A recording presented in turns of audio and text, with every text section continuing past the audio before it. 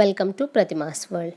పెసరపప్పు ఉంటాయి కదండి, మనకి మూంగ్దాల్ అంటాము. పొట్టుపప్పు అయినా పర్వాలేదు, పొట్టు లేకుండా అయినా పర్వాలేదు. దాంతో బ్రేక్ఫాస్ట్ కానీ ఏదైనా meal, any meal protein food కాబట్టి ఏ టైంలో అయినా తీసుకోవచ్చు. మనం బ్రేక్ఫాస్ట్కి అయినా తీసుకోవచ్చు, లంచ్కి అయినా తీసుకోవచ్చు, నైట్ డిన్నర్కి అయినా తీసుకోవచ్చు. చాలా హెల్దీ అండి. ఇది ట్రై చేయండి, బాగా నచ్చుతుంది. ఇది మా ఫ్రెండ్ దగ్గర నుంచి నేర్చుకున్నాను నేను. తను తమిళియన్. ఏం చేయాలంటే పెసరపప్పు తీసుకొని వాటిని దూరంగా వేయించుకోవాలి. ఒక 5 to 10 minutes లో ఫ్లేమ్లో వేయించుకొని వాటర్ పోసుకొని నానబెట్టుకొని 5 to 10 minutes నానబెట్టుకొని ఉంచుకోవాలి. ఈలోపు ఒక హాఫ్ కప్పు, ఒక కప్పు నేను పెసరపప్పు తీసుకున్నాను కదా, ఒక హాఫ్ కప్పు బెల్లం తీసుకున్నాను. దానిలో కొంచెం వాటర్ పోసుకొని అది కొంచెం కరిగించుకున్నాను. దాన్ని ఫిల్టర్ చేసుకొని పక్కన పెట్టుకున్నాను. ఈ 5 to 10 minutes ఇవి నానబెట్టుకున్నాం కదా పెసరపప్పు, వాటిని ఒక మిక్సీ జార్లో వేసుకొని ఈ బెల్లం పాకం పక్కన పెట్టుకున్నాం కదా కరిగించింది, దాన్ని కూడా దాంట్లో వేసేసి మిక్సీ పట్టుకోవాలి. కచ్చాపచ్చా పట్టుకోవాలి. అంటే బాగా ఫైన్ పేస్ట్లా మాత్రం చేయొద్దు. దీన్ని మొత్తాన్ని తీసుకొని వెళ్ళి ఒక ఇడ్లీ ప్లేట్లో పెట్టేసుకొని మనం స్టీమ్ చేసుకోవాలి ఒక 10 minutes. ఈ ఇడ్లీ ప్లేట్లో కావాలంటే నెయ్యి కానీ నూనె కానీ రాసుకోవచ్చు. నేనైతే జస్ట్ వాటర్తో వాష్ చేసి అలా పెట్టేశాను స్టీమ్కి. అంటే పిల్లలకి తినేటప్పుడు కావాలంటే మనం నెయ్యి వేసుకోవచ్చు. డైట్ చేసేవాళ్ళు అయితే కనుక కొంచెం ఆయిల్ను గీ ఇలాంటివి తగ్గిస్తే కొంచెం వెయిట్ లాస్ అనేది ఈజీ అవుతుంది. మనం పిల్లలకి కానీ మనం మంచిగా తినాలి అనుకున్నప్పుడు మాత్రం నెయ్యి కానీ ఆయిల్ కానీ దాంట్లో రాసుకోవచ్చు. తినేటప్పుడు కూడా వేసుకోవచ్చు మనం నెయ్యి అనేది.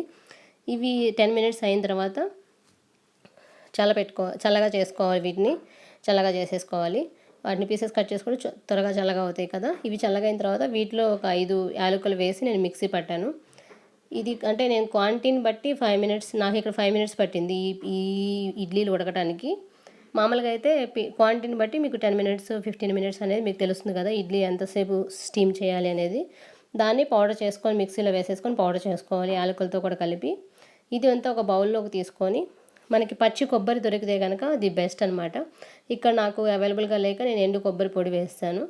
మనకి ఇష్టమైనంత వేసుకోవచ్చు. మనం ఎంతమంది తింటున్నామనేది చూసుకొని దాన్ని బట్టి నేను ఒక హ్యాండ్ఫుల్ వేస్తాను. ఇక్కడ ఎండు కొబ్బరి తురుము వేశాను. అలానే పొమగ్రనేట్ సీడ్స్ వేశాను. ఒక దానిమ్మకాయ ఒలిసి ఇక్కడ నేను దాని మొత్తం వేశాను. మనకి క్వాంటిటీని బట్టి మనం పెంచుకోవచ్చు, తగ్గించుకోవచ్చు. కావాలంటే బెల్లం ప్లేస్లో యాక్చువల్గా షుగర్ వేసుకోవాలి. నేనైతే బెల్లం వేస్ట్ చేశాను. పచ్చి కొబ్బరి వేస్తే మనకి కన్సిస్టెన్సీ కూడా బాగా వస్తుంది. ఆ షేప్ అనేది బాగా వస్తుంది అన్నమాట కరెక్ట్గా. ఇట్లా ఇక్కడ ఈ షేప్ పెట్టి చేశాను కదా, మనకి ఏ మౌల్డ్ ఉంటే ఆ మౌల్డ్తో పెట్టుకొని జస్ట్ అది అలా అయినా తినేసేయచ్చు, పొడి పొడిగా అయినా విడిగా. ఇట్లా అయితే కొంచెం ఇంట్రెస్టింగ్గా ఉంటుంది కాబట్టి ఇట్లా పెట్టాను.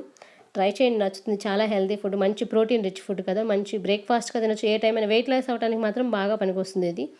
వెయిట్ గెయిన్ అవ్వాలనుకున్న వాళ్ళు కూడా తినొచ్చు. అంటే ప్రోటీన్ ఫుడ్ ఎక్కువ తింటే మనకి మజిల్ అనేది బాగా డెవలప్ అవుతుంది. Thank you.